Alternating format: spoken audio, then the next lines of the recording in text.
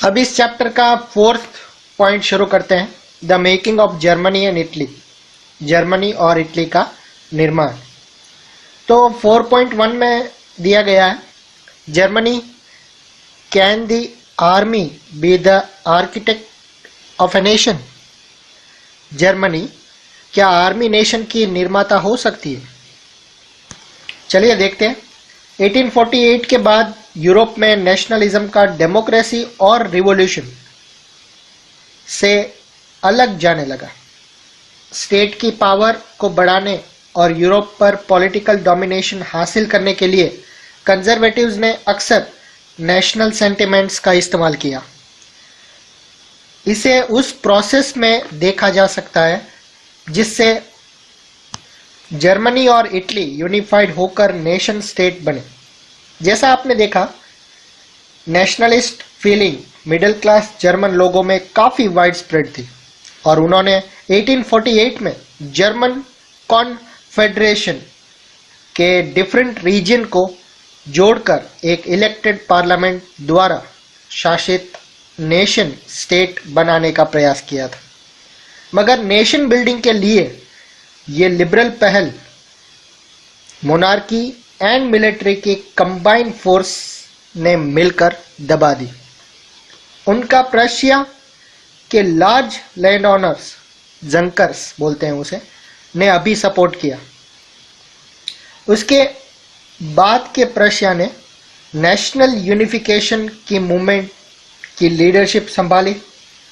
उसके chief minister Otto von Bismarck इस process का आर्किटेक्ट था, लीडर था, जिसने पर्शियन आर्मी और ब्यूरोक्रेसी की मदद ली। 7 साल के दौरान ऑस्ट्रिया, डेनमार्क और फ्रांस से 3 वॉर्स यानी युद्धों में पर्शिया की जीत हुई और यूनिफिकेशन की प्रोसेस पूरी हुई। जनवरी 1871 में वर्साइल्स में हुए एक सेरेमनी में पर्शिया के राजा विलियम फर्स्ट को जर्मनी का एम्परर घोषित किया गया। 18 जनवरी 1871 की सुबह बहुत ठंडी थी। जर्मन स्टेट के princes, representative of the army, chief minister Otto von Bismarck के साथ इम्पोर्टेंट पर्शियन मिनिस्टर की एक बैठक वर्साइल्स के पैलेस के बेहद ठंडे Sheesh Mahal hall of mirrors में हुई। सभा ने पर्शिया के काइजर विलियम फर्स्ट के नेतृत्व में नए जर्मन एम्पायर की घोषणा की। जर्मनी में नेशन बिल्डिंग ने पर्शिया स्टेट की शक्ति के प्रभुत्व को दर्शाता था।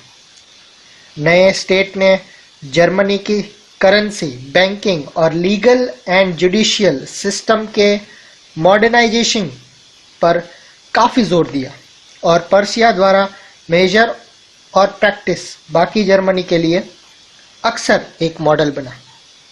फिगर 11 में आप देख सकते हैं, एंटोन वॉन वार्नर वर्साइल्स के हॉल ऑफ मिरर्स में जर्मन एम्पायर की घोषणा कर रहे हैं। बीच में काइजर और पर्शियन आर्मी के chief commander general von Roon खड़े हैं। उनके पास है बिस्मार्क।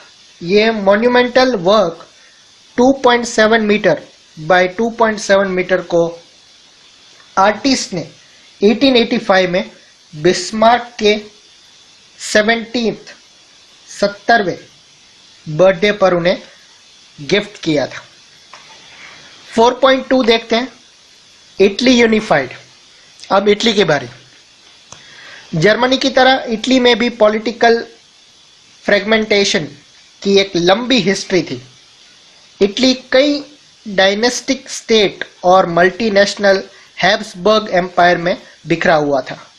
मिड 19th सेंचुरी में इटली 7 स्टेट्स में डिवाइड था, जिनमें से सिर्फ एक सार्डिनिया पिडमोंट में एक इटालियन प्रिंसली हाउस था। नॉर्थ में ऑस्ट्रियाई हैब्सबर्ग के अधीन था। सेंट्रल में पोप का शासन था और साउथ स्पेन में बर्बन किंग्स के अंडर था। इटालियन लैंग्वेज ने भी कॉमन फॉर्म हासिल नहीं किया था और अभी तक उसके कई रीजनल और लोकल वेरिएशन थे। 1830 के दशक में ज्यूसेप्पे मैज़्ज़िनी ने यूनिटरी इटालियन रिपब्लिक्स के लिए एक सुविचारित कार्यक्रम सेरेमनी करने की कोशिश की थी। उसने अपने गोल्स के प्रसार के लिए यंग इटली नाम की एक सीक्रेट सोसाइटी भी बनाई थी, जो हमें आगे देखा। 1831 और 1848 में रिवॉल्यूशनरी अपराइजिंग की फेलर असफलता से युद्ध के जरिए इटालियन स्टेट को जोड़ने की जिम्मेदारी सार्डिनिया पिडमोंट के ruler king Victor Emmanuel second पर आ गई। इस रीजन के रूलर अभिबाद ग्रुप की नज़रों में यूनिफाई इटली उनके लिए economic development and political dominance की पॉसिबिलिटी बताया करता था। चीफ मिनिस्टर कावूर, जिसने इटली के रीजन्स को यूनिफाई करने वाली मूवमेंट का नेतृत्व किया था, ना तो एक रिवॉल्यूशनरी था और ना ही डेमोक्रेट। इटालियन इलाइट के हर अमीर और एजुकेटेड मेंबर्स की तरह वो इटालियन लैंग्वेज से कहीं बेहतर फ्रेंच लैंग्वेज बोलता था। फ्रांस से सार्डिनिया पिडमोंट की एक चतुर इंटेलिजेंट डिप्लोमेटिक अलायंस, जिसके पीछे कावूर का हाथ था। सार्डिनिया पिडमोंट 1859 में ऑस्ट्रियाई फोर्सेस को हरा पाने में कामयाब हुआ। रेगुलर ट्रूप्स के अलावा ज्यूसेप्पे गैरिबोल्डी की लीडरशिप में भारी संख्या में आर्म्ड वॉलंटियर्स, हथियार वाले वॉलंटियर्स ने इस युद्ध में पार्ट लिया। 1860s में वो साउथ इटली और 2 सिसिलियों के स्टेट में प्रवेश कर गए और स्पेनिश रूलर्स को हटाने के लिए लोकल पीजेंट्स का सपोर्ट पाने में सफल रहे। 1861 में इमैनुएल सेकेंड को यूनिफाई इटली का राजा घोषित कर दिया गया, मगर इटली की ज़्यादातर पॉपुलेशन, जिनमें लिटरेसी का रेट ऊंचा था, इलिटरेसी का रेट ऊंचा था, अभी भी लिबरल नेशनलिस्ट आइडियोलॉजी से अनजान थे।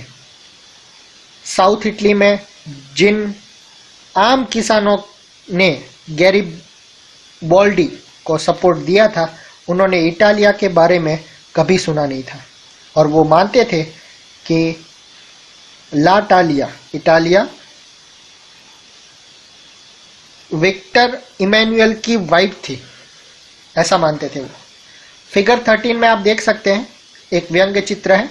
जर्मन राइक्सटैग पार्लियामेंट ने ऑटो वॉन बिस्मार्क फिगारो से वियना 5 मार्च 1870 का दिखाया है ये पिक्चर। 4.3 लेते हैं। The strange case of Britain. Britain की अजीब दास्तां है। कुछ स्कॉलर्स ने तर्क दिया कि नेशन या नेशन स्टेट का मॉडल या आदर्श, जो भी आप कहें, वो ग्रेट ब्रिटेन था। ब्रिटेन में नेशन स्टेट का निर्माण अचानक हुई कोई उथल पुथल या रिवॉल्यूशन नहीं था, ये एक लंबी चलने वाली प्रोसेस का नतीजा था। 18th सेंचुरी के पहले ब्रिटिश नेशन था ही नहीं। ब्रिटिश द्वीप समूह में रहने वाले लोगों, इंग्लिश, वेल्स, स्कॉट या आयरिश की मुख्य पहचान एथनिक थी। इन सभी एथनिक ग्रुप्स की अपनी कल्चरल एंड पॉलिटिकल ट्रेडिशन थी, लेकिन जैसे जैसे English nation wealth, importance and power बढ़ा, वो आइलैंड के दूसरे नेशंस पर अपना प्रभाव बढ़ाने में सफल हुआ। एक लंबे टकराव और संघर्ष के बाद इंग्लिश पार्लियामेंट ने 1688 में मोनार्की से ताकत छीन ली। इस पार्लियामेंट के माध्यम से एक नेशन स्टेट का निर्माण हुआ। जिसके सेंटर में इंग्लैंड था। इंग्लैंड और स्कॉटलैंड के बीच एक्ट ऑफ यूनियन 1707 से United kingdom of great Britain का गठन हुआ। इससे इंग्लैंड व्यवहार में स्कॉटलैंड पर अपना प्रभुत्व जमा पाया। इसके बाद ब्रिटिश पार्लियामेंट में इंग्लिश मेंबर्स का दबदबा रहा। एक ब्रिटिश आइडेंटिटी के विकास का अर्थ यह हुआ कि स्कॉटलैंड की खास कल्चर और पॉलिटिकल इंस्टीट्यूशन को सिस्टमैटिकली दबाया गया। स्कॉटिश हाईलैंड्स के निवासी जिन कैथोलिक क्लैन ने जब भी अपनी आज़ादी को व्यक्त करने का प्रयास किया, उन्हें ज़बरदस्त दमन का सामना करना पड़ा।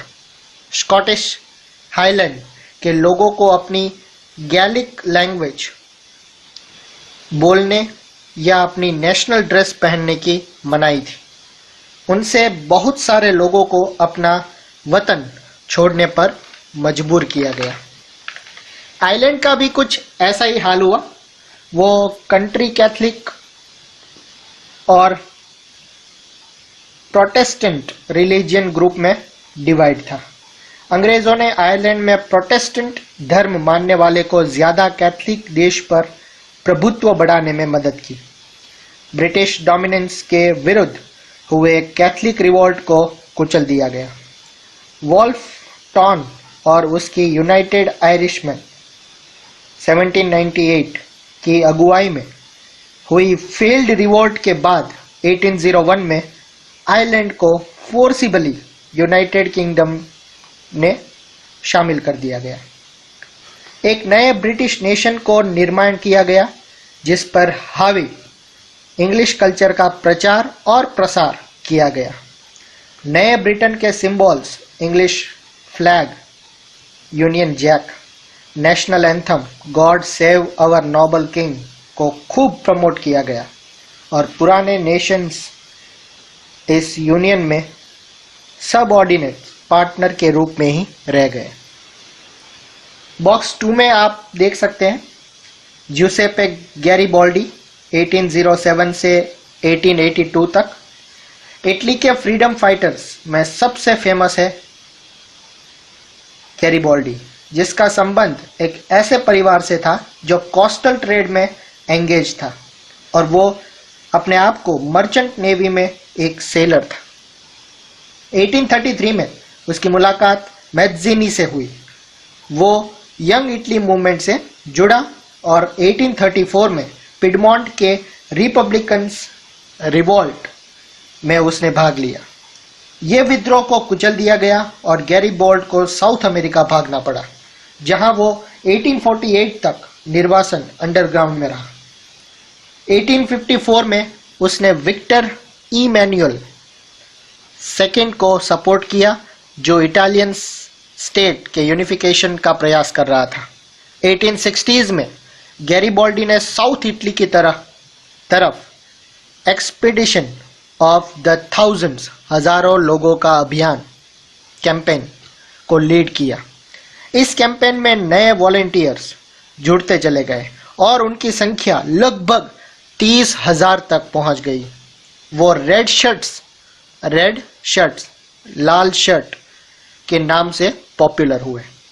1867 में गैरिबाल्डी की लीडरशिप में वॉलंटियर की एक आर्मी पेपल स्टेट से लड़ने रोम गई, जो इटली के यूनिफिकेशन में एक अंतिम बाधा थी।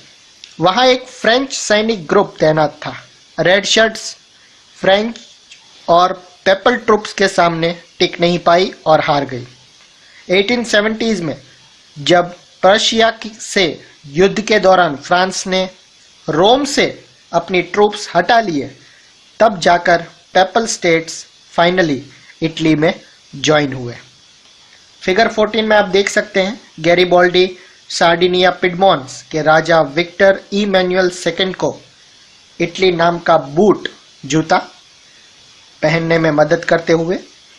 1859 का इंग्लिश व्यंग चित्र है ये।